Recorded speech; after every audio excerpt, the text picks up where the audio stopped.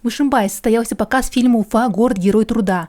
Картину показали бесплатно в кинотеатре «Маяк» при Ишимбайском дворце культуры. Сняли ее при поддержке Фонда президентских грантов. Сегодня мы посмотрели фильм «Уфа. Город-герой труда». Снятый он был энтузиастами, студентами УГНТУ на президентский грант. Работа меня впечатлила, то есть драматизм на уровне, особенно понравилось музыкальное сопровождение, аж до мурашек. Это документальное произведение с элементами игрового кино, снятое по мотивам награждения Уфы почетным званием «Город трудовой доблести».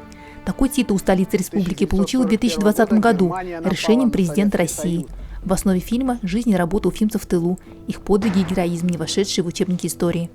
Юные ишимбайцы, посетившие в этот день кинотеатр, также остались под глубоким впечатлением от увиденного. Мне этот фильм очень понравился, побольше бы таких фильмов.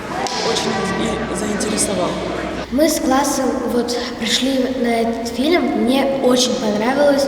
Понравилось там, как медсестры смотрят больных, как они их лечат.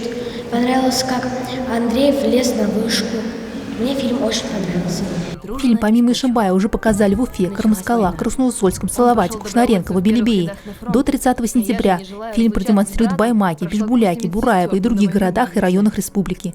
Картину также можно посмотреть на YouTube-канале, набрав в поиске фильм «Уфа. Город-герой труда». Айгуль Якупова, Рафаэль Нусратуллин для информационной программы.